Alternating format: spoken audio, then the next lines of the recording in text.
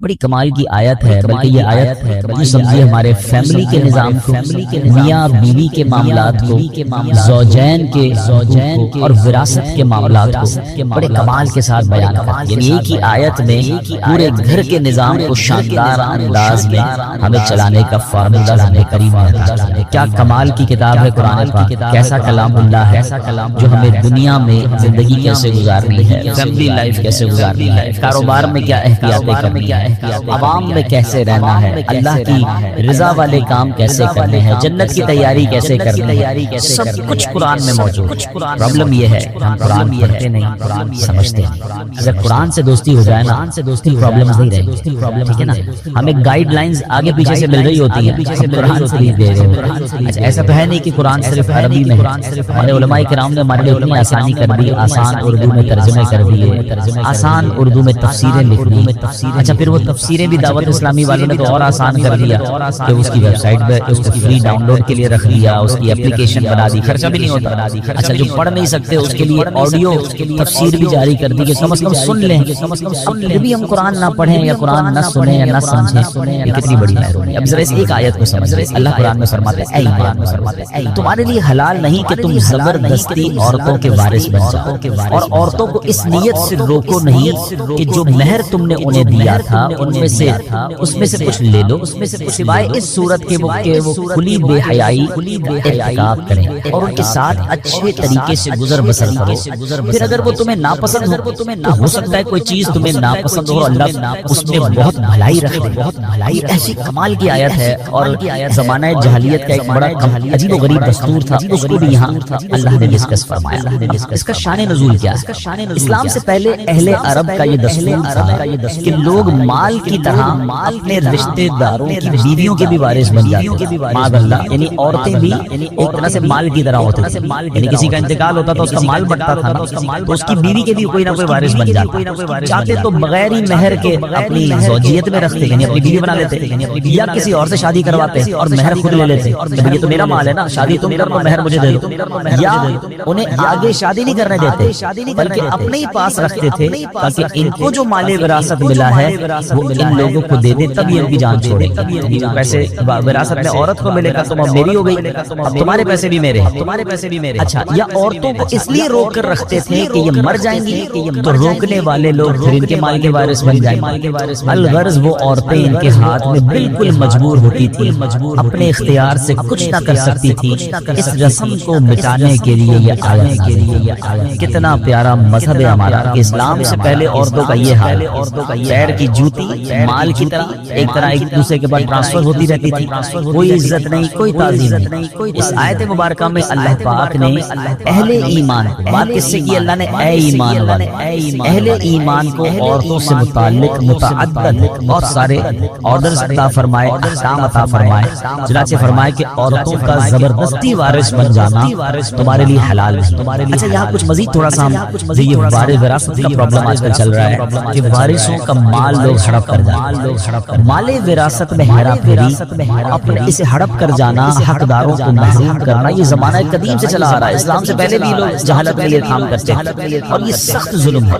یاد رکھیے کہ جو جاہلیت عرب کے لوگ تھے بچوں اور عورتوں کو وراثت سے محروم کر دیتے، کہتے بچوں اور عورتوں کی وراثت نہیں ہوتی، ان میں جو زیادہ طاقتور ہوتا، زیادہ اثر والا ہوتا تھا وہ جناب بغیر کسی تعامل کے، بغیر کسی ہیزیٹیشن کے وہ سارا مال سمیٹ لیتا تھا، مرنے والے میراث پر قبضہ کر لیتا، کمزوروں کا حصہ چھین لیتا۔ اور ہمارے یہاں بھی برے صغیر میں بھی اسلام سے پہلے دیگر قوموں میں یہ معاملات تھے کہ عورتوں کو والدین کے مرنے کے بعد ان کی بیٹیوں کو اور بیویوں کو عورتوں کو وراثت کا مال نہیں دیا جاتا۔ اللہ اکبر، یہ سب انصاف کے تقاضوں کے خلاف تھا۔ سبحان اللہ، دین اسلام کا یہ اعزاز، یہ اسلام کی شاندار تقسیم ہے کہ اللہ کریم نے اس افراط و تفریط کو اسلام نے آ کر جو کنفیوژن ہے یا جو لوگوں کے ساتھ زیادتی ہو رہی تھی اس کو ختم کیا، تقسیم میراث کے معاملے کو بڑے احسن طریقے سے قرآن میں بیان فرمایا، محروموں کو حق دیا اور ظالموں کو ان کی حدود میں رکھا، ہر ایک کو اس کا مناسب حصہ عطا فرمایا۔ جیسے بطور خاص یتیم اور عورتوں کے لیے قرآن مجید نے خصوصی احکامات دیے، عورتوں اور بچوں کو وراثت کا حق نہ دینے کی رسم کو بالکل باطل قرار دیا۔ قرآن مجید نے مرد و عورت میں سے ہر ایک کو اس کے والدین سے دیگر رشتہ داروں کے مال وراثت میں حصہ اس کا قرار دیا مردوں کو بھی حصہ ملے گا، عورتوں کو بھی ملے گا، اور خاص طور پر بچوں کے مال کی حفاظت کرنے کا، خاص طور پر یتیم بچے ہیں ان کے لیے ایکسٹرا آرڈر دیے کہ ان کے مال کی حفاظت کی جائے، بوقت ضرورت انہیں ان کا مال دینے اور پھر ان کے مال میں خیانت سے بچنے کا تاکیدی حکم قرآن مجید میں بیان فرمایا۔ اور ان کا مال کھانے والے کے بارے میں کیا فرمایا؟ اپنے پیٹ کو آگ سے بھرنے والا قرار دیا، جہنم میں جانے کا سبب قرار دیا۔ مال یتیم کو کھانا یہ بہت زیادہ برا کام، اور یتیموں کی کفالت کے فضائل پتہ کیا بیان ہے؟ نبی پاک فرماتے ہیں، حدیث کا مضمون ہے کہ قیامت کے دن یتیم کی کفالت کرنے والا اور میں، نبی پاک فرماتے ہیں دونوں اس طرح ساتھ ہوں، یعنی جنت میں اس طرح نبی پاک فرماتے ہیں جس طرح دو انگلیاں ساتھ ہیں نا، یتیم کی کفالت کرنے والے کو میں ایسے جنت میں ساتھ لے جاؤں۔ اچھا فرماتے ہیں اس سب سے اچھا دسترخوان، احادیث میں مضمون ہے وہ دسترخوان ہے جس دسترخوان پہ کوئی یتیم بھی ہو، وہ گھر سب سے اچھا ہے جس گھر میں کسی یتیم کی کفالت، یعنی یتیم کی کفالت کرنے پر بہت زور دیا گیا۔ مگر آج بھی وہ زمانہ جاہلیت تھا جب اسلام سے پہلے یہ کام ہوتا تھا، مگر آج بھی یہ خبریں ملتی ہیں کہ بیچارے یتیم ہوتے ہیں، والد کا انتقال ہو گیا، بچے چھوٹے ہیں، رشتہ داروں نے مل کر اس یتیم کا مال ہی ہڑپ کر دیا۔ بچوں کو تو پتہ ہی نہیں ہوتا کہ ہمارے ماں باپ نے کیا چھوڑا ہمارے لیے، ہڑپ کر لیا جاتا ہے، بہنوں کا حق نہیں دیا جاتا۔ اچھا بھائیوں میں بھی یہ ہوتا ہے کہ جو زیادہ طاقتور ہوتا ہے، بڑا بھائی ہوتا ہے، چھوٹے بھائی باقی ہوتے ہیں، وہ تمام بھائی بہنوں کا حق دبا لیتے ہیں، کوئی تقسیم نہیں ہوتی، بس پتہ ہی نہیں ہوتا والد صاحب نے کیا چھوڑا، ماں نے کیا چھوڑا۔ اے میرے پیارے اسلامی بھائی، یاد رکھیے یہ وارثوں کا حق دبانا یہ حرام، یہ جہنم میں لے جانے والا ہے۔ ہم نے کئی ایسے واقعات دیکھے کہ والدین کے جانے کے بعد بھائیوں میں پھر لڑائیاں ہوتی ہیں، فیملی ٹوٹ پھوٹ کا شکار ہو جاتی ہے۔ یہ پیسہ کتنی خراب چیز ہے کہ زندگی بھر ساتھ رہنے والے بھائی خون کے پیاسے ہو جاتے ہیں۔ یہاں ایک اور بڑا پرابلم یہ ہے کہ دین سے دوری ہے، شریعت کے معاملات نہیں پتہ ہے۔ اچھا کچھ بہنوں کی طرف سے بھی ایسے ابھی پچھلے دنوں ایک خاندان میں جھگڑا چل رہا ہے، والد صاحب اب عجیب بات دیکھیں، کرفٹن یعنی اس اچھے ایریا میں رہنے والے لوگ ہیں، کروڑوں روپے چھوڑ کر گئے ہیں، مگر بھائی بہنوں میں ایسا ڈسپیوٹ ہے کہ جناب کسی کو وراثت نہیں ملی۔ اچھا وراثت نہیں مل رہی، پراپرٹی بک نہیں رہی، انہی کے بچوں کو میں نے دیکھا کہ بیچارے وہ رکشا چلا رہے، اور جناب وہ کروڑ پتی ماں باپ کے بیٹے ہیں اور کھانے پینے کے لیے کچھ نہیں، علاج کے پیسے نہیں ہیں۔ ایک بار مجھے کوشش کرنے کا موقع ملا، میں نے کہا بھائی جب ماں باپ اتنے چھوڑ کر گئے، سب بھائی بہن بیٹھے ہیں اور تقسیم کر لیں۔ تو پتہ بہنوں کی طرف سے کیا پیغام آیا کہ ہم جناب شریعت کے حکم کو نہیں مانتے ہیں، عورت کو بھی پورا حصہ لیں گے اور بھائی کو بھی پورا حصہ ملنا چاہیے۔ یہ حال ہو گیا، کہیں عورت زیادتی کر رہی ہے، کہیں مرد زیادتی کر رہے ہیں، زیادہ تر مردوں کی طرف سے زیادتی سامنے آتی ہے۔ مگر آپ سوچیں یہ وہ مسٹیک ہو رہی ہے ہمارے معاشرے میں جو اسلام سے پہلے ہوتی تھی، مگر آج اسلام کے بعد بھی کوئی وراثت۔ اچھا پھر بھائی لوگ کہتے ہیں بعض اوقات کہ جناب اب تقسیم کریں گے تو کاروبار ختم ہو جائے گا، اب ابو کا چلتا کاروبار ہے، اگر بہنوں کو حصہ دیں گے تو ہماری پراپرٹیاں بیچتی پڑ جائیں گی، ابھی پراپرٹی کا ریٹ ٹھیک نہیں ہے بعد میں بیچیں گے۔ ارے اللہ کے بندو تمہاری 10 سال سے پراپرٹی نہیں بک رہی، بہن کو ضرورت ہے، اس کو بیچاری کو علاج کرانا ہے، اس کو اپنے بچوں کی شادیاں کروانی ہے، اس کو اپنا گھر لینا ہے، اس کے ہاتھ میں کنٹرول تو نہیں ہے نا، اللہ دیکھ رہا ہے، جس کا جو حق ہے وہ وقت پر دیجیے۔ اور یہ والدین کا بھی ہمیں تھوڑا سا کردار ادا کیجیے، جو والدین حیات، دیکھیں یہ ماں باپ کی ذمہ داری ہے کہ بچوں کو ایجوکیٹ کریں۔ ہمارے یہاں اصل میں بات نہیں کرتا کوئی کہ یار ابھی سے اپنے مرنے کی بات کیوں کریں، بھائی ابھی کر لینا، بعد میں یہی بچے آپ کے لڑیں گے۔ جن ماں باپ نے زندگی میں بچوں کی اچھی تربیت کی، مرنے کے بعد وہ سارے بچے جڑے ہوئے ہیں، محبت سے پیار سے بھائی بہن رہ رہے ہیں، اور جہاں بتایا ہی کچھ نہیں، سمجھایا ہی کچھ نہیں، وہاں ہم نے گھروں میں لڑائیاں دیکھی۔ اچھے خاصے گھرانے کے بچے آپس میں ایک دوسرے کا گریبان پکڑ رہے ہیں کیونکہ بھائی ابو نے یہ کہا تھا، امی نے یہ کہا تھا۔ اچھا ایک اور مسٹیک بھی کرتے ہیں ماں باپ، چلیں یہ بات بھی میں کر لوں، وہی بات دین سے دوری ہے۔ مثال کے طور پہ ماں کسی بچی کے گھر پہ گئی اور جا کر کہہ دیا بیٹا مرنے کے بعد جو ہے نا میرا سونا جو ہے نا وہ تم نے لے لینا۔ ابو کسی بیٹے کے گھر پہ گئے، بیٹا وہ جو میں انتقال ہو جائے نا میرا پلاٹ تم نے لے لینا ہے، تمہارا ہے یہ پلاٹ۔ اچھا کسی بیٹے کو کہہ دیا یہ گھر تمہارا ہے، کسی کو کہہ دیا فلاں چیز تمہاری، بتایا کسی کو نہیں، خود دنیا سے چلے گئے۔ اب ایک بچہ کہہ رہا امی نے مجھے یہ کہا تھا، ابو نے مجھے یہ کہا تھا۔ اللہ کے بندوں اگر آپ نے کوئی ایسی وصیت کرنی بھی ہے تو سارے بچوں کو جمع کریں، ایک پیپر بنائیں نا، اور بتائیں کہ میرے مرنے کے بعد پہلے تو تقسیم شریعت کے مطابق ہو سکتی ہے، ایسا نہیں ہو سکتا کہ آپ کسی بچے کا حق کم کر دیں، کسی کا زیادہ کر دیں۔ جو شریعت نے کہا ہے اس کے مطابق آپ اس کو بٹھا کے سمجھا دیں اور سب بتا دیں، کوئی حرج نہیں ہے۔ زندگی میں وصیت لکھنا سنت ہے، اچھا کام ہے تو وصیت کریں۔ بلکہ یہاں تو ایک اور مشورہ دوں گا کہ شریعت نے ہمیں یہ بھی اجازت دی ہے کہ ہم اپنے مرنے کے بعد ہمارے مال کا کم از کم زیادہ سے زیادہ 1/3 ایک تہائی جو ہے وہ ہم کسی اچھے کام میں وصیت کر سکتے ہیں۔ اگر اللہ نے آپ کو زیادہ مال دیا ہے تو آپ یہ بھی وصیت کریں کہ میرے مرنے کے بعد مثال کے طور پہ آپ کے مال کا 30%، 20%، 25%، کسی صدقہ جاریہ والے کام میں کیا جائے، باقی بچوں میں شرعی حساب سے تقسیم ہو جائے۔ اگر یہ وصیت آپ کر جاتے ہیں تو فائدہ کیا ہوگا؟ اگر آپ کے مرنے کے بعد آپ کا جتنا بھی سرمایہ ہے اس کا 20-25% آپ ہی کے لیے خرچ ہو جائے، آپ کے مرنے کے بعد آپ کے لیے صدقہ جاریہ ہو جائے، کوئی مسجد، کوئی مدرسہ، کوئی کنواں، کوئی یتیم خانہ، بہت سارے صدقہ جاریہ کے کام ہیں، آپ کو جو پسند آتا ہے، کسی اچھی تنظیم کو آپ کو لگتا ہے کہ یہ لوگ اچھا کام کرتے ہیں، ان کو دے دینا، یہ میرے لیے صدقہ جاریہ کا کام کریں گے، آپ کے تو وارے نیارے ہو جائیں گے۔ لیکن کلیئر کر کے جائیں، جھگڑا چھوڑ کے نہ جائیں۔ اور میں آج دوبارہ، اللہ کرے میری یہ بات ان لوگوں تک پہنچے، بہت سارے میسیجز آتے ہیں بہنوں کی طرف سے آتے ہیں کہ ہمارے بھائی ہمارا حق نہیں دے رہے، وہ بیچاریاں کیا کریں، اپنے بھائیوں سے کیسے لڑیں؟ خدا کے واسطے خدا کو خوف کریں وہ لوگ کہ جو وراثت دبا کے بیٹھے ہیں، جو جن کا حق ہے وہ انہیں نہیں دے رہے، یہ حق تمہیں برباد کر دے گا۔ وہ بہن تو بیچاری کچھ نہیں کہہ پائے گی، مگر اللہ تو دیکھ رہا ہے نا، جو یتیم کا مال ہے وہ بھی پورا ادا کریں۔ اگر یتیموں کا مال ہے اور بچے چھوٹے ہیں، ان کا وہ بھی نہیں دے سکتے، تو علماء کرام کے پاس جائیں، وہ آپ کو طریقہ بتائیں گے کہ ان کا مال کیسے محفوظ کریں، کیسے ایسی جگہ ترکیب بنائیں کہ جب یہ بڑے ہوں تو ان کو پورا پورا مال ان کا ملے۔ یہ ذمہ داری ہے، اور یہ اپنے بارے میں سوچیں کہ اگر میرا انتقال ہو جائے اور میرے بچے چھوٹے ہوں اور میرے چھوٹے بچوں کا کوئی مال دبا جائے تو کتنی تکلیف ہوگی۔ تو آج کسی کے بچوں کا کوئی مال دبا رہا ہے، وہ سوچے کل تمہارے بچوں کے ساتھ ایسا نہ ہو جائے۔ جس طرح اپنے بچوں کی فکر کرتے ہیں، اس طرح یتیم کے مال کی فکر کرنی چاہیے کہ وہ جب بڑے ہوں، ابھی بچپن میں ان کی خیر خائی ہو، اچھی تربیت ہو، اچھی تعلیم ہو، دین سیکھیں، اور جب بڑے ہو جائیں تو ان کا جو حق ہے وہ انہیں لوٹا دیا جائے۔ اچھا، قرآن یہاں پر کئی جگہوں پر، ایک جگہ پر قرآن نے بار بار یتیم کے مال کی احتیاط اور یتیم کے مال میں گڑبڑ نہ کرنے پر بار بار تنبیہ کی۔ جگہ قرآن میں ارشاد ہوتا ہے وَتَأْكُلُونَ التُّرَاثَ أَكْلًا لَمًّا وَتُحِبُّونَ الْمَالَ حُبًّا جَمًّا۔ قرآن کہتا ہے اور میراث کا سارا مال جمع کر کے کھا جاتے ہو اور مال سے بہت زیادہ محبت رکھتے ہو۔ قرآن تنبیہ کر رہا ہے، سمجھا رہا ہے، اور بار بار کہیں آگ میں جلنے کے بارے میں بتایا جا رہا ہے کہ وراثت کا مال کھاؤ گے تمہارے لیے آگ بن جائے گا، جہنم میں لے جانے کا سبب ہوگا۔ یہ نہ سوچے کاروبار کا کیا ہوگا، یہ نہ سوچے کہ پراپرٹی کا ریٹ کم ہے، جس کا جو حق ہے اس کو دے دیں، اپنے سرمایہ میں کام کریں، اللہ اس میں برکت ڈالے۔ یہ الگ بات ہے کہ بہنیں کہتی ہیں کہ ٹھیک ہے کاروبار چل رہا ہے، پراپرٹی ہے، جب اچھا ریٹ آ جائے تب اچھا ریٹ آ جائے، کتنا آپس میں رضامندی سے ڈیلے ہو رہا ہے، پھر کوئی پرابلم نہیں ہے، مگر کلیئر تو کر دینا کہ یہ آپ کا حصہ ہے، یہ آپ کا حصہ ہے، یہ آپ کا ہے، آپ بتائیں کیا کرنا ہے، پراپرٹی یا کاروبار میں سے نکال کے دے دوں، یا آپ کہیں تو ساتھ مل کر چلتے ہیں، پھر کوئی ایگریمنٹ کر لیں۔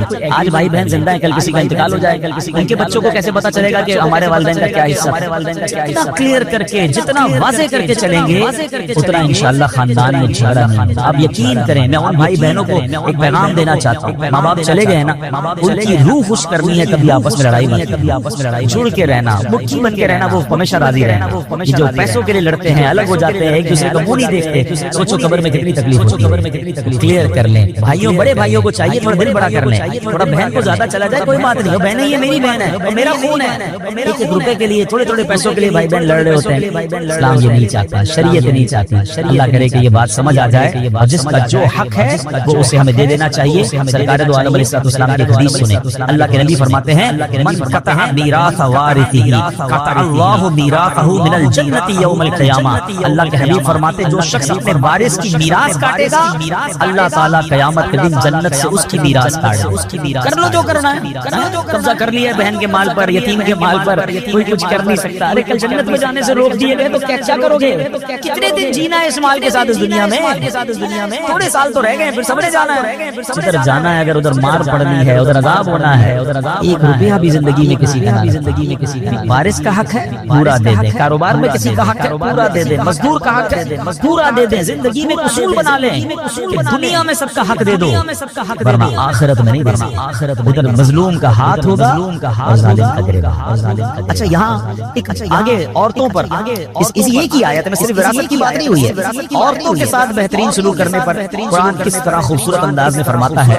ارشاد فرمایا عورتوں کو اس نیت سے روکو نہیں کہ جو مہر تم نے انہیں دیا تھا اس میں سے کچھ لے لو۔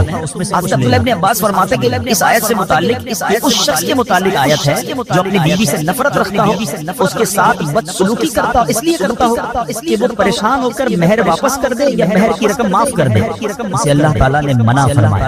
ایک قول یہ ہے کہ لوگ عورت کو طلاق دیتے تھے پھر رجوع کر لیتے تھے، پھر طلاق دیتے تھے پھر رجوع کر لیتے تھے، عورت کو لٹکا ہوا رکھتے تھے، اپنے پاس نہ آرام پا سکے نہ دوسری شادی کر سکے، یعنی عورتوں کے ساتھ زیادتی کرتے تھے۔ اب کیا آج ایسا نہیں ہو رہا؟ بعض جگہوں پر عورتوں کے ساتھ بڑی زیادتی ہو رہی ہے، عورت کے ساتھ اس طرح سلوک ہو رہا ہے جیسے عورت کو پیر کی जूती बनाया जनाब, ये इस्लाम है। ये वो लोग जरा सोचें जो कहते हैं कि इस्लाम में औरतों पर बड़ी सख्तियां हैं। आजकल इस तरह के जलसे हो रहे हैं, इस तरह के सेमिनार हो रहे हैं, और मादअल्लाह औरतों को ये जहन दिया जा रहा है कि नहीं जनाब इस्लाम में रहोगे तो तुम्हारी जो आजादी है वो खत्म हो जाएगी। बताइए ये कुरान क्या बयान कर रहा है कि औरतों के साथ अच्छे तरीके से रहना। नबी पाक की कई हदीसें हैं, तुम में बेहतरीन वो है जो अपने घर वालों के साथ बेहतरीन है। क्या फरमाया, सुन लो मैं तुम सबसे ज्यादा अपने घर वालों के साथ बेहतरीन है।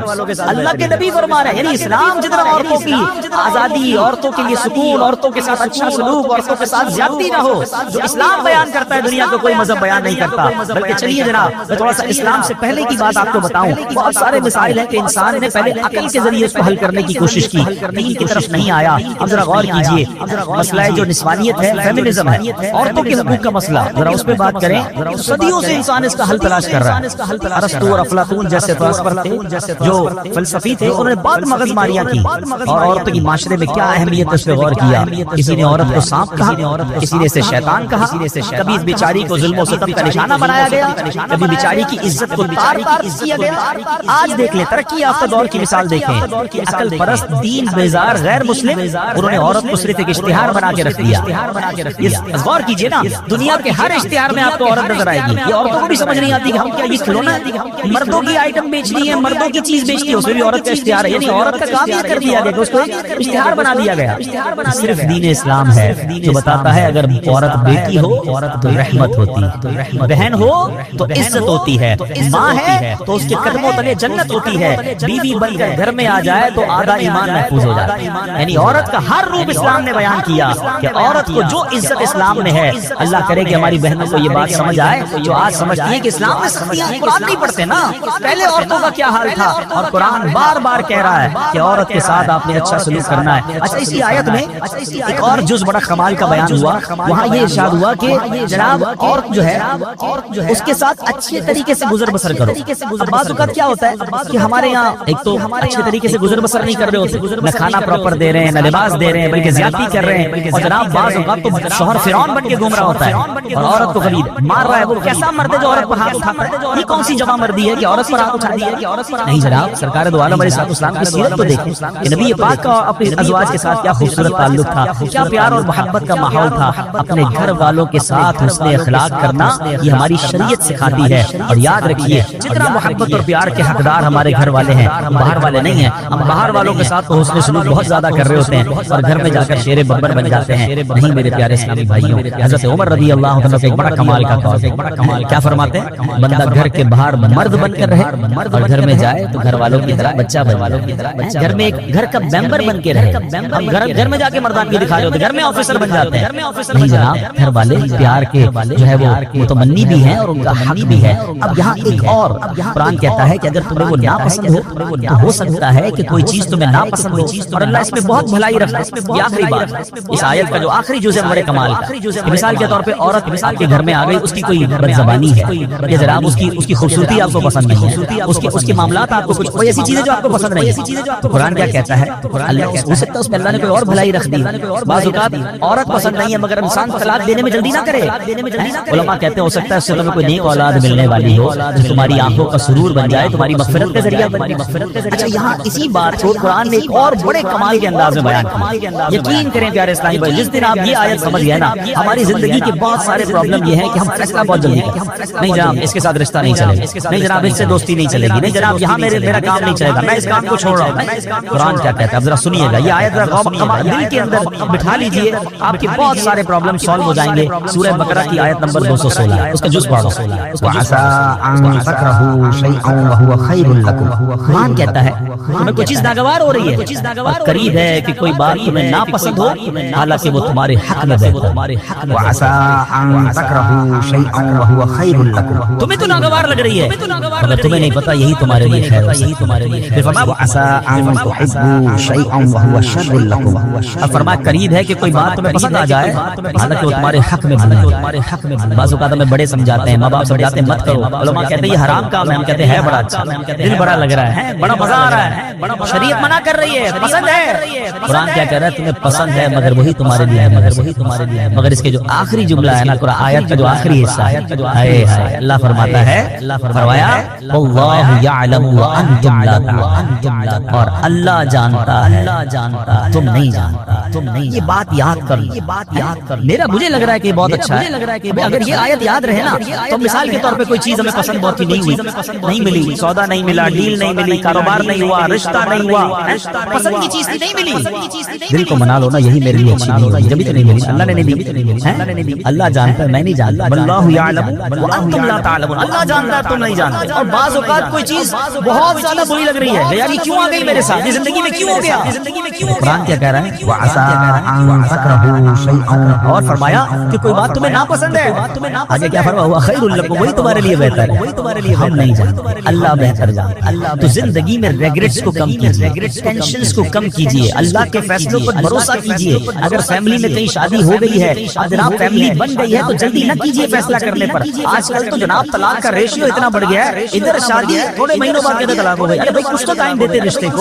چلے میں ایک آخری بات نوجوانوں سے کہہ لیتا ہوں، جو بزرگ ہیں میری بات سمجھ جائیں گے، جن کی شادی کو 25-30 سال ہو گئے ان کو میری بات جلدی سمجھ آئے گی. یہ نوجوانوں کو نہیں آتی سمجھنا، میرے پاس تو آتے رہتے لوگ، کہتے ہیں عبدالحبیب بھائی بہت پریشان. کیا ہوا بھائی؟ بڑی دعاؤں سے شادی کی، شادی کے بعد گھر میں جھگڑے اتنے، ماں کو بیوی پسند نہیں، بیوی کو ماں پسند نہیں، ماں کو سمجھاؤ تو بیوی ناراض، بیوی کو سمجھاؤ تو ماں ناراض. میں تو پریشان ہو گیا شادی کر کے، میں ختم کر رہا ہوں، طلاق دے رہا ہوں. تو میں نارملی نوجوانوں کو جو سمجھاتا ہوں آج لائیو سمجھا دیتا ہوں، شاید کسی کا گھر بچ جائے. یاد رکھو شادی کے پہلے 4-5 سال ہمیشہ مشکل ہے، فیصلے میں جلدی مت کرنا. جن کی شادی کو 25-30 سال ہو گئے نا ان سے پوچھو، ان کی شادی کے بھی پہلے 5 سال ایسے ہی گزرے. سب کے گھر میں لڑائی جھگڑے چھوٹے موٹے شروع میں ہوتے ہی ہیں. وجہ ہے ایک نیا مہمان گھر میں آیا ہے، جناب وہ سب کو سمجھ نہیں آ رہا، اس کا مزاج الگ ہے، گھر والوں کا مزاج الگ ہے، ٹائم لگتا ہے ایک دوسرے کے مزاج سمجھنے میں. اللہ پاک بعد میں اولاد دے دیتا ہے، فیملی اولاد میں بزی ہو جاتی ہے، گھر والوں کو بھی لگ پتہ جاتا ہے واپس جانا نہیں ہے، اس لیے آ گئی ہے تو یہی بہو بنے گی. تو ماں بھی سمجھ جاتی ہے، بیوی بھی سمجھ جاتی ہے، اور پھر گاڑی چل پڑتی ہے. شادی کا اصل سکون جو ہے نا وہ 5-7 سال بعد ہی ملتا ہے. ٹھیک ہے میرے نوجوانوں، جلدی نہ کیا کرو، یہ فیصلہ کر لیا. عورتیں بھی بہت کر، لڑکیاں بھی بہت کر رہی ہیں. ادھر شادی ہوئی 6 مہینے بعد اپنے ابو کو کہنا شروع کر دیا میں نے نہیں رہنا اس گھر میں، میری ساس ایسی ہے، میری نند ایسی ہے، میرا شوہر ایسا ہے، مجھے طلاق چاہیے. اور ابا بھی کہتا لے لو طلاق. اللہ کے بندوں طلاق کے بعد عورت ہی پھنستی ہے. اس بیچاری کو دوبارہ رشتہ اتنا آسانی سے نہیں ملتا. اس کو بعد میں اپنے گھر میں بھی لوگ اجنبی سمجھتے ہیں. پتہ نہیں کیوں نہیں سمجھ رہی ہیں میری بہنیں. 2 بچے لے کر چلی گئی گھر میں کہ میں طلاق لے کر جاؤں گی، میرا ابا مجھے رکھے گا. ابو کب تک رکھے گا؟ ابو کا انتقال ہو گیا پھر تمہیں کیا تمہارے بھائی سنبھالیں گے جن کی ابھی شادیاں ہو گئی؟ اتنی جلدی کر رہے ہیں لوگ طلاق میں، اتنا جلدی فیصلہ. قرآن کہتا ہے کہ جلدی مت کرو، فیصلے میں فاسٹ نہ ہو جاؤ. ٹائم لگتا ہے. یہ رشتہ 2-4 سال کا نہیں ہے، یہ زندگی بھر کا رشتہ ہے. اللہ کرے یہ جنتوں تک کا رشتہ بن جائے. ہر وقت فیصلہ کرنا ہے کہ ابھی ختم کرو، ابھی فیصلہ کرو، ابھی طلاق دو. یہ مرد اللہ کا بہت بڑا احسان ہے کہ یہ طلاق کا حق مرد کے ہاتھ میں. اگر یہ عورت کے ہاتھ میں ہوتا نا تو ہر دوسرے بندے کی طلاق ہو چکی ہوتی. ان کا تو کام ہی ہے یہ فیصلہ کرنا. میری بہنوں سے بھی گزارش اور میری بھائیوں سے بھی گزارش، جن کی شادی، اور میری ماں باپ سے بھی گزارش. یہ ماں باپ بھی شے دیتے ہیں، فکر نہیں کرو طلاق لے کر آ جاؤ میں رکھ لوں گا. کبھی بھی اپنی بیٹی کو راستہ نہ دکھایا کرے، بلکہ اس کو کہیں کہ تم اپنے گھر میں وقت ٹائم دیں.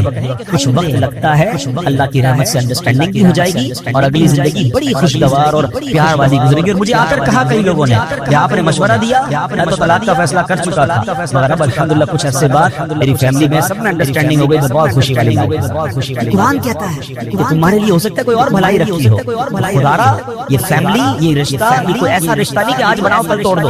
اس کو چلائیں، اس کو وقت دیں. اللہ نے آگے بھلائی رکھی ہوگی، اللہ نے آگے خیر رکھی ہوگی. اللہ کرے کہ ہم اپنے گھر میں محبت اور پیار سے رہیں، قرآن کی تعلیمات پر عمل کریں تو انشاءاللہ اس کی برکتیں ملیں گی. تو کیا تم اللہ کے بعض احکامات کو مانتے ہو اور بعض سے انکار کرتے ہو؟ تو جو تم میں ایسا کرے اس کا بدلہ دنیاوی زندگی میں ذلت و رسوائی کے سوا اور کیا ہے. اور قیامت کے دن انہیں شدید ترین عذاب کی طرف لوٹایا جائے گا اور اللہ تمہارے اعمال سے بے خبر نہیں ہے. اے میرے پیارے اسلامی بھائیوں، اس آیت میں جو ہمیں میسج دیا جا رہا ہے نا، بڑا کمال کا میسج ہے. بیسیکلی شان نزول تو یہودیوں کے لیے تھا کہ ان سے اللہ کریم نے 3 باتوں کا تورات میں وعدہ لیا ہے. ایک دوسرے کو آپس میں قتل نہیں کرو گے، ایک دوسرے کو جلا وطن نہیں کرو گے، یعنی گھروں سے نہیں نکالو گے، تم میں سے کوئی شخص قید ہو جائے یا غلام بنا لیا جائے تو اسے خرید کر آزاد نہیں کرو گے. لیکن انہوں نے کیا کیا؟ 3 وعدوں میں سے 1-2 باتیں ماننا شروع کر دی اور ایک اپنی مرضی سے قتل و غارت گری کرنے لگے. اب قرآن مجید فرقان حمید میں ان سے کیا کہا گیا؟ تو کیا تم اللہ کے بعض بعض احکام کو مانتے ہو، اور پھر کیا فرمایا وَتَكْفُرُونَ بِبَعْضٍ، اور بعض سے انکار کرتے ہو، یعنی اپنی مرضی سے ایک حکم کو پک کر لیتے ہو، ایک کو چوز کر لیتے ہو، باقی چھوڑ دیتے ہو۔ اب جو یہ کرتا ہے تو پھر اس کے بارے میں اس کی سزا کیا بیان فرمائی قرآن نے؟ وَمَا جَزَاءُ مَن يَفْعَلُ ذَلِكَ مِنكُمْ، یعنی کیا جزا جو کرے یہ تم میں سے، فرمایا الا خزي فی الحیات الدنیا، مگر رسوائی دنیا کی زندگی، یہ دنیاوی سزا کی۔ اب مزید فرمایا ویوم القیامۃ یردون الی اشد العذاب، اور قیامت کے دن انہیں شدید ترین عذاب کی طرف لوٹایا جائے، یعنی جو اپنی مرضی کا حکم مان لے باقی کا انکار کرے اسے دو سزائیں ملے گی، دنیا میں بھی سزا ملے گی اور آخرت کا شدید عذاب بھی ملے گا۔ وما اللہ بغافل عما تعملون، اور اللہ تمہارے اعمال سے بے خبر ہے۔ میرے پیارے اسلامی بھائیوں، یہاں ایک بڑا واضح قرآن کا میسج، یقیناً یہ ان لوگوں سے فرمایا گیا مگر یہ حکم سب کے لیے بھی ہے کہ قرآن کے کچھ احکام، شریعت کے کچھ احکام مان لیے اور کچھ کو رد کر دیا، کسی کا انکار کر دیا، فرمایا پھر اس کے لیے شدید ترین عذاب ہے دنیا میں بھی اور آخرت میں۔ اس واقعے میں ہمیں ایک اور بات یہ سیکھنے کو مل رہی ہے کہ ظلم بھی حرام ہے اور ظلم پر مدد کرنا بھی حرام ہے۔ یہ اوس و خزرج اور یہ زمانے کے جو قبیلے تھے جو آپس میں لڑتے تھے اور ظالموں کی مدد کرتے تھے، ان پر یہ آیت نازل ہوئی۔ اس سے ہمیں کیا میسج ملا کہ ہمارے یہاں بھی ہمیں ظلم کی طرفداری نہیں کرنی، ظلم کرنا بھی نہیں ہے اور ظالموں کا ساتھ بھی نہیں دینا ہے۔ اب ہمارے یہاں کس انداز سے طرفداری ہو رہی ہوتی ہے؟ اب ذرا کچھ مثالوں کے ذریعے سے ہمارے کچھ لوگ جان رہے ہوتے ہیں، میرا چچا ہے، میرا تایا ہے، چھوٹا بھائی ہے یا بڑا بھائی ہے، رشتہ دار ہے، پتہ ہے غلط کر رہا ہے، اگر چونکہ اپنا ہے اب اس کی طرفداری کر رہے ہیں۔ اگر خدا نہ خواستہ ہمارے بولنے کے سبب لڑائی جھگڑے ہو سکتے ہیں، خاندان کے حالات بگڑ سکتے ہیں، تو ہمیں خاموشی اختیار کرنی چاہیے، لیکن جھوٹ اس کی طرفداری نہیں کرنی چاہیے۔ یار میرا گرائی ہے تو میرے محلے کا ہے تو ہمارے قبیلے کا ہے، اگر اس کا جھگڑا ہو گیا ہے یا وہ کسی کے ساتھ زیادتی کر رہا ہے اور آپ کو بٹھا رہا ہے ساتھ کہ بھائی آپ بتاؤ میں غلط ہوں کہ صحیح ہوں، یہ دو چیزیں ہیں، یا تو آپ کو لگتا ہے میں غلط کہوں گا تو لڑائی اور بڑھ جائے گی، یہ مجھ سے بھی لڑے گا، اور خاموش ہو جائے، مگر یہ نہ کہے کہ ہاں تم صحیح ہو، بھائی یہ میرا رشتہ دار بالکل ٹھیک کہہ رہا ہے، آپ کو فیصلہ انصاف کا کرنا ہے، آپ کو طرفداری ظالم کی نہیں کرنی ہے، کیونکہ یہی وہ غلطی ہے کہ کچھ قرآن کے احکام کو مان رہے ہیں اور کچھ جناب چھوڑ رہے ہیں۔ آگے سنیے، اب پارٹنر ہوتے ہیں دو مل کر کام کر رہے ہیں، ہمیں پتا ہے یار یہ پارٹنر ہے میرا، مگر یہ سامنے والے گاہک سے بات ٹھیک نہیں کر رہا، یہ جھوٹ بول رہا ہے، یہ جھوٹ بول کے سودا بیچ رہا ہے اور اس نے ابھی سود پہ پیسے لیے ہیں، یہ فلاں غلط کام کیا ہے۔ ہم کہتے ہیں یار اب اس کی غلط اس کو کہیں گے تو کمپنی بیٹھ جائے گی، بیچتا تو مال بڑا اچھا ہے، جھوٹ بول کے بیچ تو آتا ہے، سودا سب سے اچھا بیچتا ہے جناب، کاروبار اس کو سمجھ بڑی ہے، کچھ بھی کر کے آئٹم بیچ کے آ جاتا ہے۔ اگر میں اس کا پارٹنر ہوں اور میں خاموش ہوں اور میں بلکہ طرفداری کر رہا ہوں، پھر آپ سوچیں کہ ہم کیا کریں۔ ہاں ہمیں ایسے یا تو پارٹنر رکھنے نہیں چاہیے جو حرام کما رہے ہیں، کیونکہ قیامت کے دن ہم اگر اس کے پارٹنر ہیں تو اس کے حرام کاموں کا جواب بھی دینا پڑ جائے گا۔ بہت سارے شیئر کمپنی کے کاروبار کو جو علماء منع کرتے ہیں اس کی ایک بڑی وجہ علماء یہ بیان کرتے ہیں کہ آپ جناب اس کمپنی میں ایک طرح سے پارٹنر بن جاتے ہیں، آپ کو کیا پتا اس کمپنی میں کیا کیا حرام ہو رہا ہے، اس کی بڑی تفصیل ہے۔ میں نہیں کہہ رہا سارا کام غلط یہ سارا کام صحیح، آپ کسی صحیح عالم دین مفتی کے ساتھ بیٹھے تو صحیح، پارٹنر بننا آسان نہیں ہے کسی کا۔ اب اگر آپ کسی بھی چیز کے پارٹنر ہیں تو اس کے اچھے کے بھی پارٹنر ہیں، اس کے برے کے بھی پارٹنر بن گئے، یہ سوچنا ہوگا کہ کہیں میں غلط کام کی طرف تو نہیں جا رہا۔ اسی طرح لوگ معاذ اللہ آج کل کیا ہوتا ہے کچہریوں میں جھوٹی گواہیاں دے رہے ہیں، اللہ اکبر، حالانکہ معلوم ہے کہ جھوٹی گواہی دے رہا ہوں، ظلم ہو رہا ہے، مگر کہیں ایسا نہ ہو کہ کسی مظلوم کے ساتھ برا ہو جائے اور کسی ظالم کا فائدہ ہو جائے، اور دنیا اور آخرت کے شدید عذاب کے لیے تیار۔ ایک بات یاد رکھیے کہ آپ کی لکھت سے، آپ کے کالم سے، آپ کی صحافت کی آواز سے، یا اگر آپ وکیل ہیں تو آپ کیس لیتے وقت بھی یہ دیکھیں، وکیلوں کو پتا ہوتا ہے کہ میں جس کا کیس لے رہا ہوں یہ ظالم ہے یا مظلوم ہے، مگر اگر پیسے اچھے ملتے ہیں، اگر نام ہو رہا ہے، اگر شہرت ہو رہی ہے، تو کہتے ہیں یار ہمیں تو اپنے کیس سے مطلب ہے، کیونکہ آپ قتل کرنے والے کو جو ہے وہ بے قصور ثابت ہے، آپ یہاں تو تھوڑے پیسے کما لیں گے، ہو سکتا ہے قانون کو ڈاج دے کے کیس بھی جیتنے، اللہ کی بارگاہ میں کیا جائے، کبھی بھی ظالم کا ساتھ نہیں دینا ہے، کبھی جھوٹی گواہی نہیں دینی ہے۔ دو باتیں ہیں، شریعت کہتی ہے اگر آپ ظلم کے خلاف آواز نہیں اٹھا سکتے تو کم از کم ساتھ تو نہ دینا، آپ خاموشوں کے سائیڈ پہ ہو جائیں، لیکن یہ ہونا ضروری ہے۔ اور جو ماشاءاللہ کہتے ہیں حسینی قافلے کے سپاہی ہوتے ہیں وہ تو ظلم کے خلاف کھڑے گا، تو ظلم کے خلاف کھڑے ہوتے ہیں، نقصان ہوتا ہے تو نقصان سے ڈرتے نہیں۔ بہرحال میرے پیارے اسلامی بھائیوں، ہم نے یہ بات سمجھنی ہے۔ اب آج کل ہمارے معاشرے میں ایک اور بڑا فتنہ آیا اور وہ کیا ہے؟ آدھی جہالت ہے، کیونکہ قرآن نے بڑا پیارا حکم دیا ہے، افتؤمنون ببعض الکتاب وتکفرون ببعض، تو کیا تم اللہ کے بعض احکام کو مانتے ہو اور بعض سے انکار کرتے ہو؟ اب ہوا کیا ہے، ایک بات یاد رکھیے گا، آدھا جاہل جو ہوتا ہے ہے وہ بہت خطرناک ہے، کیونکہ کچھ لوگ قرآن کی ایک دو آیتیں یاد کر کے ایک دو حدیثیں یاد کر کے احکام شریعہ بیان کرنا شروع کر دیتے ہیں کہ یہ ناجائز ہے، یہ جائز ہے۔ ارے بھائی قرآن میں تو لکھا ہے، ایسا تو کر ہی نہیں سکتے۔ ہمارے بھولے بالے مسلمان، ہم نے بھی پورا قرآن نہیں پڑھا، ہم نے بھی علم دین حاصل نہیں کیا، اب کوئی سوشل میڈیا پر آ کر ایک قرآن کی آیت بتا کر سب کو گمراہ کر رہا ہے کہ جناب قرآن میں تو یہ حکم ہے۔ حالانکہ اگر قرآن کا حکم بیان کرنا ہے تو پورے قرآن کا مطالعہ کر کے بیان کرنا ہے۔ قرآن کی کچھ آیتوں میں ناسخ و منسوخ کے احکام ہیں، کچھ آیتیں پہلے نازل ہوئی، کچھ بعد میں نازل ہوئی، پہلا حکم ختم ہو گیا۔ اور جناب بعض اوقات حدیثوں میں بھی اس طرح ہوتا ہے، یہ علماء کا کام ہے کہ وہ تمام حدیثوں کا مطالعہ کر کے یا قرآن کریم کا پورا مطالعہ کر کے پھر ہمیں حکم بتاتے ہیں کہ اب حکم ہمارے لیے کیا ہے، ہم نے شریعت پر عمل کیسے کرنا ہے۔ عیسیٰ علیہ السلام کئی تیز قدم کے ساتھ جا رہے تھے، ایک شخص ملا کہتا علی جان اتنے تیز کہاں جا رہے ہیں؟ تو کہا میں نے ایک بے وقوف کو دیکھ لیا ہے، اس سے دور بھاگا۔ عرض کیا علی جان آپ تو بڑے شاندار شخصیت والے ہیں، بڑی شان والے ہیں، آپ تو مردے زندہ کر لیا کرتے ہیں۔ آپ نے بڑا خوبصورت جملہ فرمایا، فرمایا مردے زندہ کرنا آسان ہے، بے وقوف کو سمجھانا انتہائی مشکل ہے۔ ہاں یہ بے وقوف کی جو دوستی ہوتی ہے نا، اور بے وقوف سے اگر کوئی دین سیکھ رہا ہے پھر اس کا بیڑا غرق ہی ہونا۔ پہلے یہ چیک کیجئے کہ ہم علم دین کس سے سیکھتے ہیں، ہم جس سے سیکھ رہے ہیں اس نے بھی سیکھا ہے کہ نہیں سیکھا۔ اور جمعہ 8 دن ہوئے اور جناب بیٹھ کے ہمیں سکھانا شروع کر دیا۔ یہ باقاعدہ ایک پوری نالج ہے، یہ پوری ایک سائنس ہے، اور قرآن فہمی ہر کسی کا کام نہیں ہے۔ اب آپ ذرا غور کیجئے یہ بے وقوف کہاں تک پہنچتا ہے جب ایک قرآن کی آیت سے معاملے کو سمجھے۔ مولا علی شیر خدا کرم اللہ تعالی وجہ کریم کی شان کا عالم کیا ہے؟ میرے آقا فرماتے میں علم کا شہر ہوں، علی اس کا دروازہ ہے۔ مولا علی وہ ہیں، نبی پاک کی حدیث میں آتا ہے کہ علی کے چہرے کو دیکھنا عبادت ہے۔ سبحان اللہ، شیر خدا کے علم دین کا قرآن فہمی کا عالم یہ ہے کہ آپ فرماتے ہیں اگر میں سورہ فاتحہ کی تفسیر لکھنا شروع کروں تو اتنی کتابیں لکھ دوں کہ 70 اونٹ ان کتابوں کے بوجھ سے دب جائیں، اتنی ایک سورہ فاتحہ کی تفسیر۔ اب آپ سوچیں کہ مولا علی کے قرآن فہمی کا عالم کیا ہوگا۔ مگر آپ کے دور میں ایک فرقہ نکلا جس کا نام تھا خارجی فرقہ، اس نے پتہ مولا علی پر کفر کا فتویٰ لگا دیا۔ آپ غور کریں کہ جس کی شان اتنی نرالی ہے ان بدبختوں نے شیر خدا پر کفر کا فتویٰ لگایا۔ اب وہ فتویٰ کیا تھا، معاملہ کیا ہوا؟ معاملہ یہ ہوا تھا کہ مولا علی شیر خدا اور حضرت امیر معاویہ رضی اللہ عنہ پر کسی دینی مسئلے پر اختلاف ہو۔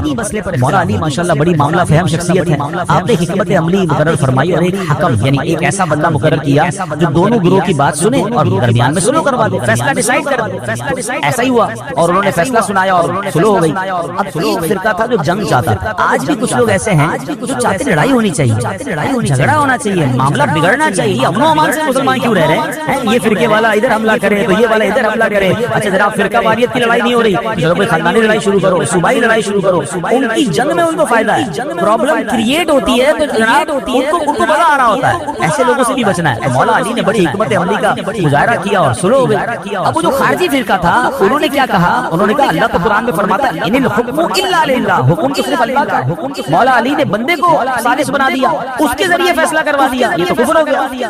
ایک قرآن کی آیت اس کا ایک جز اس سے اپنی عقل سے فیصلہ کیا اور جناب شور مچانا شروع کر دیا۔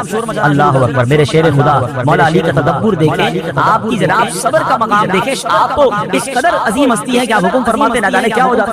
آپ نے پھر سلو کی طرف بات آگے بڑھائی، آپ نے جو ترجمان القرآن ہیں عبداللہ ابن عباس رضی اللہ تعالیٰ عنہ، کمال کا قرآن کا علم تھا، ان کو بھیجا کہ جا کے ذرا ان کو سمجھائیں۔ حضرت عبداللہ ابن عباس ان کے پاس گئے، اب بتائیے کیا مسئلہ ہے؟ وہ کہتے ہیں مسئلہ یہ اللہ کے سوا تو کوئی حکم بن نہیں سکتا، کوئی فیصلہ کر نہیں سکتا، یہ مولا علی نے انسان کو یہ حکم کیسے دے دیا؟ تو جناب معاذ اللہ یہ کفر ہو گیا۔ اللہ اکبر، اب سنیے گا حضرت عبداللہ ابن عباس کا جواب بھی، اور آج کل کے دور میں یہ جو آدھی جہالت پھیلانے والے ہیں ان کو بھی آپ نے جو ہے وہ سمجھنا ہے۔ انہوں نے کہا کہ تم نے سورہ مائدہ کی آیت نمبر 95 کی تلاوت نہیں؟ اگر حالت احرام میں، اللہ کیا فرماتا ہے؟ اگر کوئی حالت احرام میں کسی جانور کو مار دے، مثلا کسی نے خرگوش کو مار دیا، اب حکم یہ ہے کہ اس جانور کی قیمت صدقہ کرے۔ کس قیمت کا جانور اس نے مارا ہے احرام کی حالت میں، اس کی قیمت کو صدقہ کرے۔ اب سوال یہ کہ پتہ کیسے چلے کہ جناب یہ قیمت کتنی تھی جانور کی؟ یا خرگوش مار دیا ہے کوئی بھی جانور، اس کی قیمت کیا تھی؟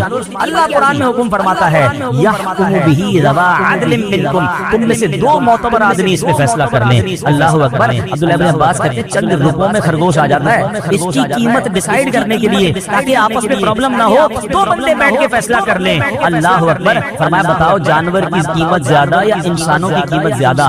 شیر خدا نے صحابہ کرام کے درمیان کوئی ڈسٹربنس نہ ہو جائے، کوئی لڑائی نہ ہو جائے، انسانی جان ضائع نہ ہو جائے، اس کے لیے کسی کو حکم بنایا کہ جناب فیصلہ کرا دیا جائے، تو اس پہ کیا حرج ہے؟ جب خرگوش کی قیمت معلوم کرنے کے لیے قرآن کہہ رہا ہے کہ جناب 2 بندے بیٹھ کر فیصلہ کرنے کی قیمت کیا ہے، تو پتہ یہ چلا ایک آیت تو پڑھی تھی، پورا قرآن نہیں پڑھا تھا، حالانکہ آگے قرآن میں اس کی ڈیفینیشن موجود ہے. اور یہی آج کے دور کا پرابلم ہے. اور یہاں ہماری بھی ایک کمزوری ہے، ہم جناب ہر کسی کی بات سننے کے عادی بن گئے، اور جب سنتے ہیں تو کنفیوز ہو جاتے ہیں. معاذ اللہ اب تو لوگ غیر مسلموں کو سننے لگ گئے، جب سنتے ہیں تو کہتے ہیں یار یہ اسلام کی جو حقانیت ہے اس میں کچھ کنفیوژن ہے. ہمیں آ کے لوگ سوال کر رہے ہوتے ہیں اللہ تبارک و تعالیٰ ایک ہے، اس کی دلیل کیا ہے؟ اچھا اللہ ہے، اس کی دلائل بتائیے. اللہ اکبر. کیا آج ہمارے دین اور ایمان میں اتنی کمزوری آ گئی کہ جب جس کی جو مرضی ہو تو ایک بات کر دے اور ہم کنفیوز ہو جائیں، پھر اپنے عقائد پر، اپنے معمولات اہل سنت پر ہم کنفیوز کیوں ہوتے ہیں؟ کیونکہ ہمارے پاس بھی علم نہیں ہے. شیطان کو موقع ملتا ہے وہ ہمیں ڈسٹرب کرتا ہے. تو خدارا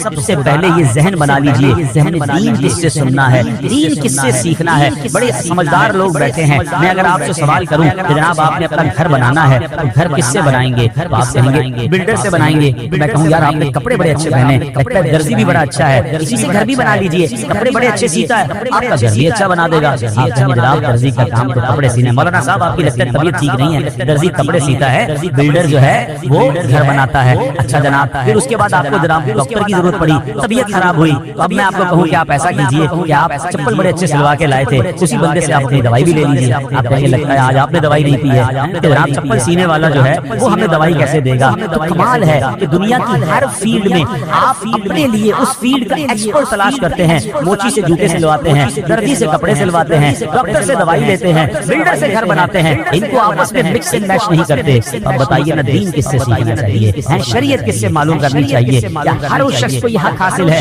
میرا دین اتنا مظلوم ہے؟ اچھا اب ایک اور فینومینا لوگ لے کر آئے کہ جناب انٹرنیٹ پر تو ساری چیزیں موجود ہیں، اب تو اے آئی کا زمانہ ہے، سوال کیجئے جواب مل جاتا ہے. قرآن پاک پڑھنے کی اور جناب اس کی اتنی بڑی بڑی تفسیریں پڑھنے کی ضرورت کیا ہے؟ اور جناب پڑھنا بھی ہے تو کسی عالم کی ضرورت کیا ہے، کسی مفتی کی ضرورت کیا ہے، کسی ایکسپرٹ کی ضرورت کیا ہے؟ قرآن موجود ہے، تفسیریں موجود ہیں، ہم خود ہی مسئلہ نکال لیں گے، ہمیں علماء کی حاجت نہیں ہے.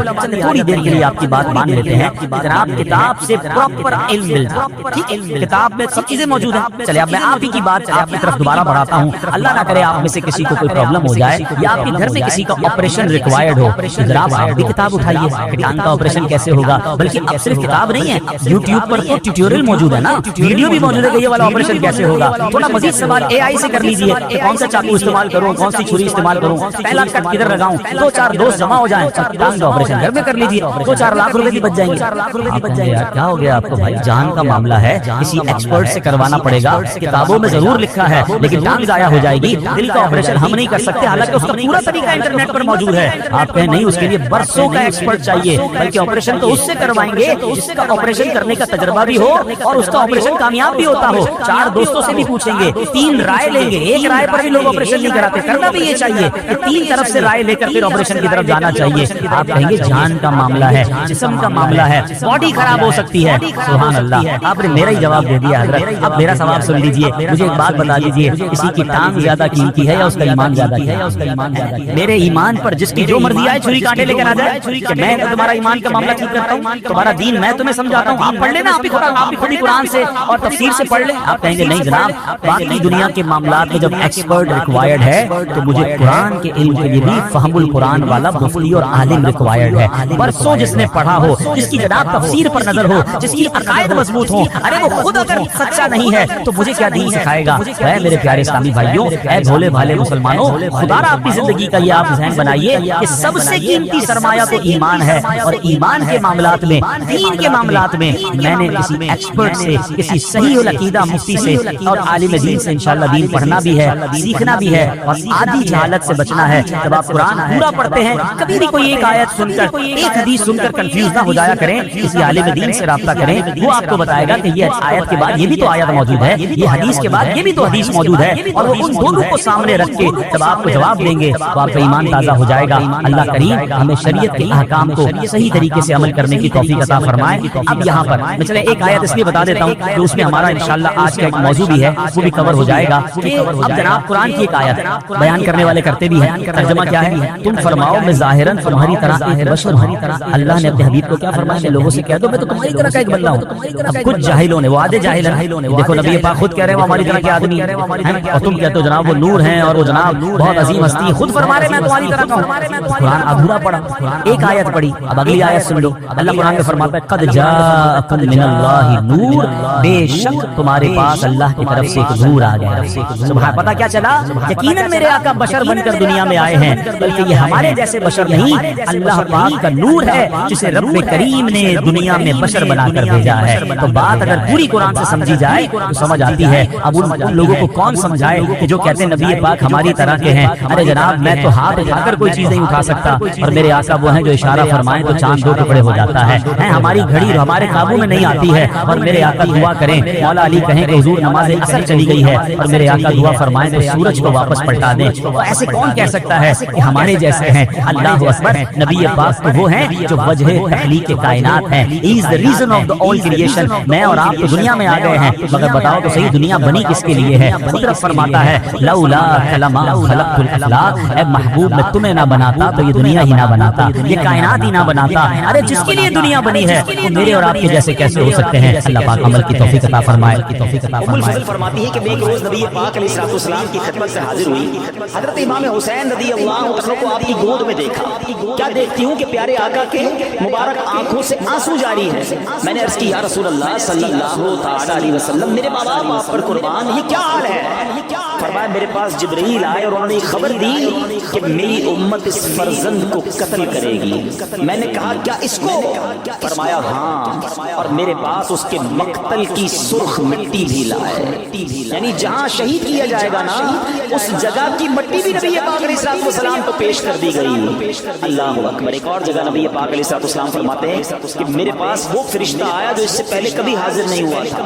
انہوں نے کی کہ آپ علیہ السلام کے فرزند حسین رضی اللہ تعالیٰ عنہ قتل کیے جائیں گے، اور اگر آپ چاہیں تو میں آپ کو اس زمین کی مٹی ملاحظہ کراؤں جہاں وہ شہید ہوں گے.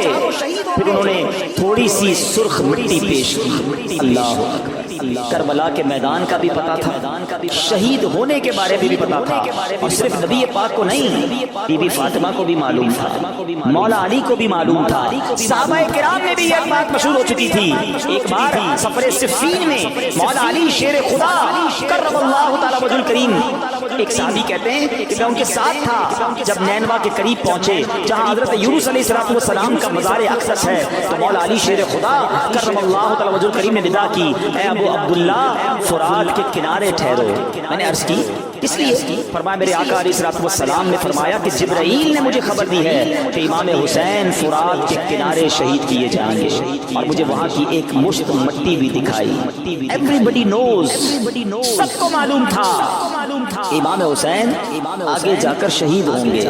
بڑا اہم سوال کرنے جا رہا ہوں. جب سب کو معلوم تھا اور سب پیار بھی بہت کرتے تھے، محبت بھی بہت تھی، نبی پاک اپنا پھول کہتے، نبی پاک کے نواسے ہیں، آقا چومتے تھے انہیں. تو کبھی ایسا نہیں ہوا کہ خاتون جنت بی بی فاطمہ تو ماں تھی نا امام حسین کی، وہ آتی نبی پاک کے پاس کہ یا رسول اللہ صلی اللہ تعالی علیہ وسلم، آپ کی دعا اللہ رد نہیں فرماتا، آپ اللہ کی بارگاہ میں دعا کر دینا کہ حسین سے یہ آفت ٹل جائے، حسین اس امتحان میں مبتلا نہ کیا جائے، انہیں شہید نہ کیا جائے. حضور آپ ہاتھ اٹھائیں گے تو دعا قبول ہو جائے گی. کبھی مولا علی نبی پاک سے عرض کرتے کرم اللہ تعالی وجہ الکریم، حضور آپ ہاتھ اٹھا دیں، اتنا پیار کرتے ہیں حسین سے، اللہ سے دعا کریں اللہ اس مصیبت کو ٹال دے. حضور دنیا والے آ کر آپ سے اپنی مصیبتیں ٹلوانے کی دعا کرتے ہیں، آپ اپنے نواسے کے لیے دعا کیوں نہیں کرتے؟ اللہ اکبر. اس بات سے جواب کیا مل رہا ہے؟ معلوم سب کو تھا مگر سب تیار بھی تھے، اس امتحان پر راضی بھی تھے، اپنے بچے کو پال رہے تھے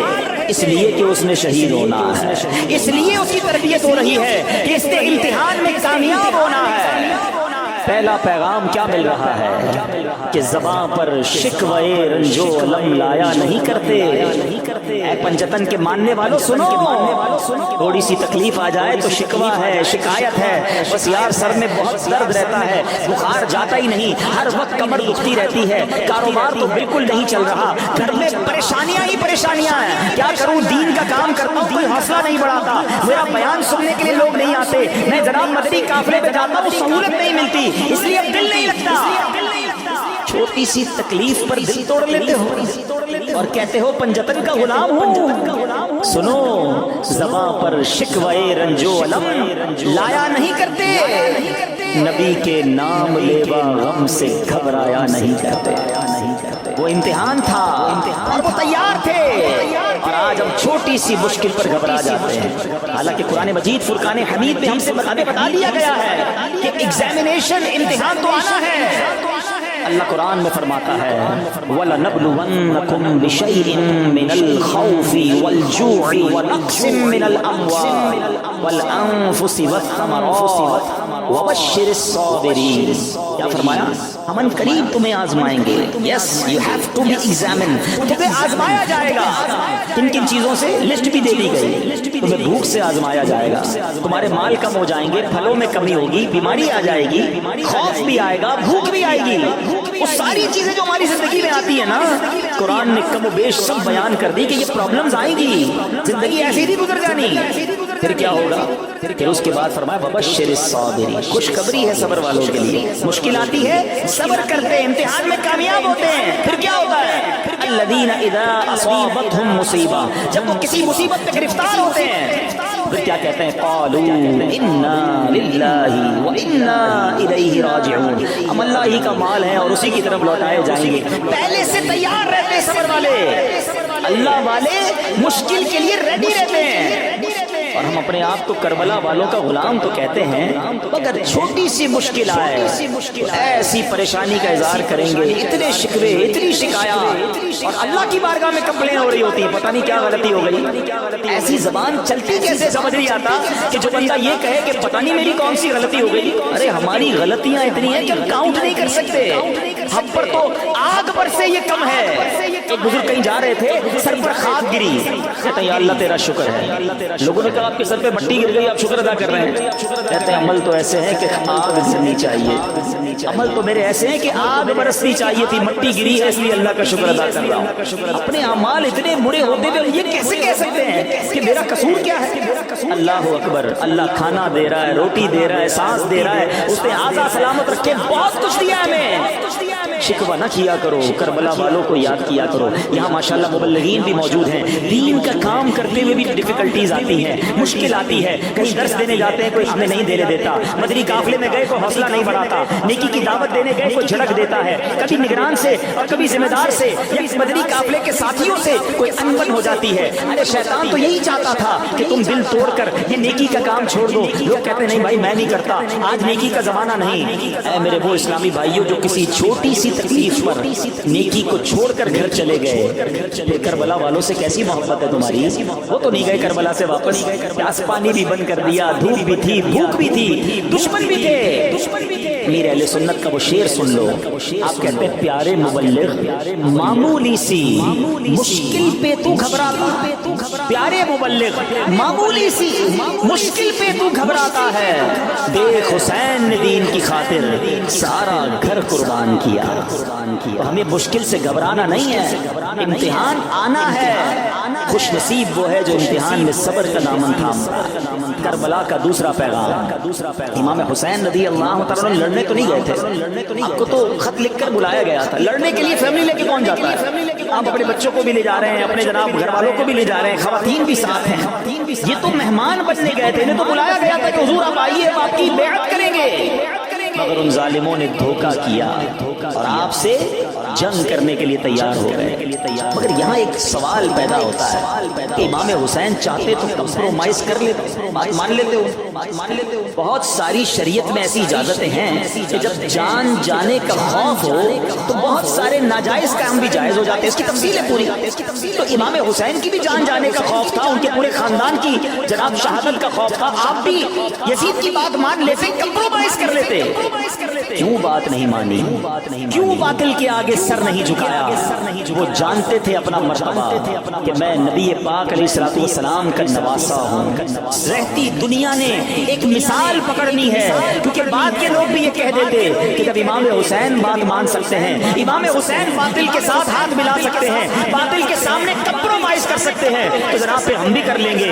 انہوں نے سر کٹا دیا، نانا کے دین کے پرچم کو بلند کیا، باطل کے آگے سر نہ جھکایا، رہتی دنیا کے لیے پیغام دے دیا، مگر آج امام حسین کا چاہنے والا، کربلا والوں کا غلام کہلانے والا۔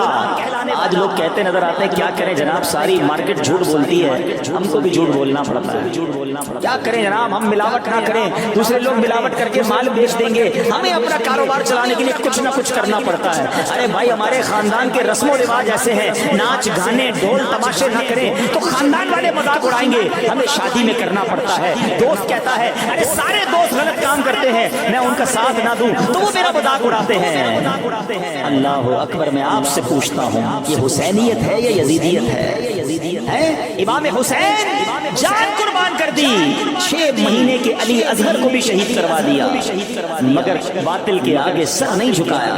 اور آج تھوڑے پیسوں کے لیے، چند لوگوں کو خوش کرنے کے لیے، کیا کروں سیٹھ ناراض ہو جائے گا اس لیے میں نماز نہیں پڑھتا، نوکری میں اجازت نہیں ملتی، تمہیں شرم نہیں آتی؟ تم چند پیسوں کی خاطر نماز ضائع کر دیتے ہو۔ وہاں تلواروں کے سائے تھے مگر میرے امام نے وہاں بھی سجدے کیے تھے، کربلا کی تپتی ریت پر بھی نمازیں ادا کی گئی۔ سوچیے جو بات بات پر کمپرومائز کرتے ہیں، بیرون ملک میں رہنے والے مجھے سن رہے ہوں گے، کیا کریں جناب ہمارے ملک میں کرنا پڑتا ہے، یہاں رہنا ضروری ہے، یہاں رہنے کے لیے سارے کام کرنے ہوں گے۔ ارے کس نے کہا تمہیں وہاں رہنا ضروری ہے؟ میرے امام نے مدینہ چھوڑ کر مکہ اختیار کیا، مکے کے بعد کوفہ چلے گئے، جہاں جہاں اسلام کو ضرورت پڑی آپ نے وہاں سفر کیا، اور آخر کار کربلا کے میدان میں اپنی جان دے دی۔ اور تم چند سکوں کی خاطر یا تو مجبور ہو جاتے ہو اور کہتے نہیں جناب کرنا پڑے گا۔ نہیں جناب، اللہ اور اس کے رسول کو جو پسند نہیں وہ ہماری زندگی میں نہیں ہونا چاہیے۔ لوگ کہتے ہیں چلتا ہے، نہیں چلے گا بھائی، وہی چلے گا میری زندگی میں جو میرے رب کو راضی کرے، میرے حبیب کو راضی کرے۔ بریلی کے تاجدار امام عشق و محبت اعلیٰ حضرت نے ہمیں زندگی گزارنے کا سلیقہ بتا دیا۔ یہ مت سوچو کہ رشتہ دار کیا کہیں گے، خاندان کیا کہے گا، مارکیٹ میں لوگ کیا کہیں گے، بس ایک چیز کو سمجھ لو، کہتے ہیں انہیں جانا، انہیں مانا، نہ رکھا غیر سے کام۔ ارے میرے آقا اگر راضی ہو گئے تو رب بھی راضی ہو جائے گا، اور پھر کیا ہوگا؟ للہ الحمد میں دنیا سے مسلمان گئے۔ انہیں جانا، انہیں مانا، رکھا خیر سے کام۔ انہیں جانا، انہیں مانا، رکھا خیر سے کام۔ للہ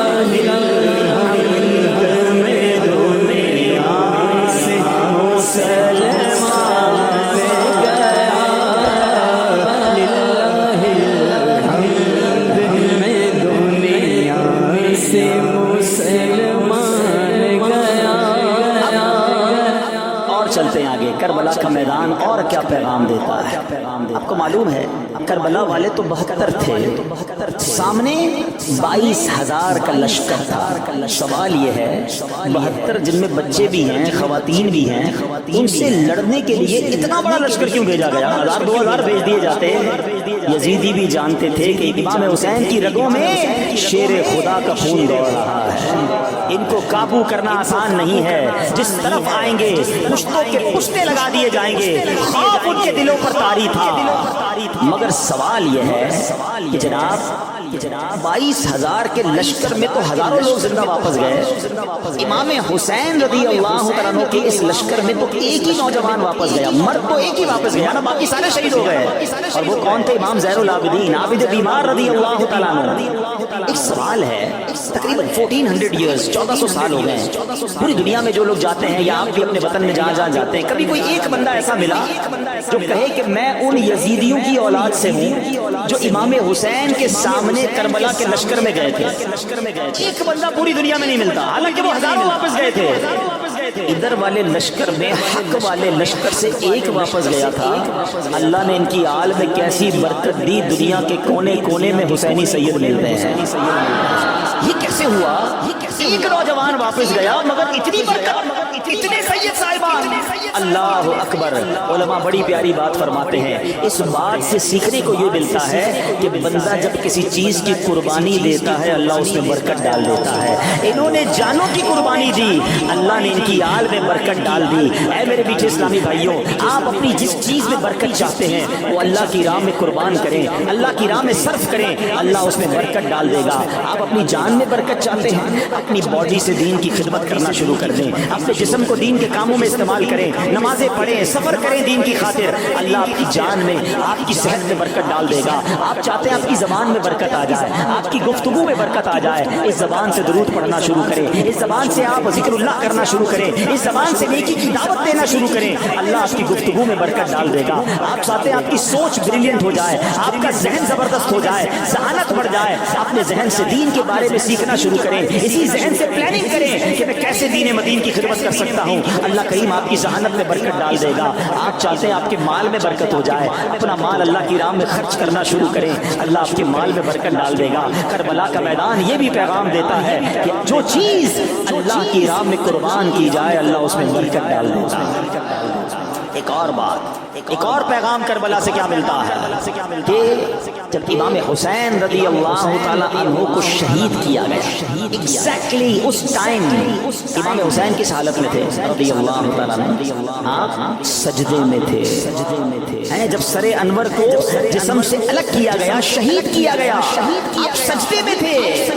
یہ کیا میسج ہے، یہ کیا پیغام ہے کہ امام حسین اور ان کے رفقا نے تلواروں کے سائے میں بھی سجدے قضا نہیں کیے، نمازیں قضا نہیں ہوئی۔ آج کربلا کے ان اسیران اور ان شہداء کا غلام کہلانے والا، پنجتن کا غلام کہلانے والا، اس سے سوال ہے کہ وہ کربلا کے میدان میں نماز قضا نہ کریں اور تم بستر پر سوتے رہو اور تمہاری نماز قضا ہو جائے، پنکھے لگے ہوئے مسجدوں میں، کوئی روکنے والا نہیں، پھر بھی تمہاری نمازیں قضا ہو جائے۔ اپنے آپ سے پوچھئے کہ یہ واقعی میں کربلا والوں کا غلام ہوں، پنجتن کا غلام ہوں؟ کربلا کا میدان پیغام دیتا ہے کہ کیسی ہی سچویشن کیوں نہ ہو نماز قضا نہیں کرنی ہے۔ مگر آج بہت بڑی تعداد مسلمانوں کی نماز نہیں پڑھتی۔ آؤ میں بھی نیت کروں اور آپ بھی نیت کریں کہ آج کے بعد ہماری کوئی نماز قضا نہیں ہوگی۔ جب سر انور کو نیزے پر اٹھایا گیا، سر شہید ہو چکا ہے، جسم سے الگ ہو چکا ہے، یہ کرامت بھی امام حسین کی، لیکن جب نیزے پر اٹھایا گیا تو نیزے پر بھی وہ سر انور تلاوت کر رہا ہے۔ عبادت ہو تو ایسی ہو، تلاوت ہو تو ایسی ہو، عبادت ہو تو ایسی ہو، تلاوت ہو تو ایسی ہو، سر شبیر تو نیزے پہ بھی قرآن سناتا ہے۔ اب بتاؤ یہ کیا پیغام مل رہا ہے کربلا کے میدان سے؟ کہ دیکھو امام حسین یہ پیغام دے رہے ہیں کہ تلاوت قرآن کو نہیں چھوڑنا۔ اور آج کربلا والوں کا غلام کہلانے والا بہت بڑی تعداد میں ایسے جن کو قرآن پڑھنا ہی نہیں آتا، تلاوت تو دور کی بات ہے، صحیح معنوں میں قرآن ہی پڑھنا نہیں آتا۔ میں آپ سے پوچھتا ہوں یہ کیسی کربلا والوں کی غلامی ہے؟ صرف لنگر پکانا ہی ان کی غلامی ہے؟ صرف نعرے لگانا ہی ان کی غلامی ہے؟ ان کے فٹ اسٹیپ پر، ان کے نقشے قدم پر چلنا ان کی غلامی ہے؟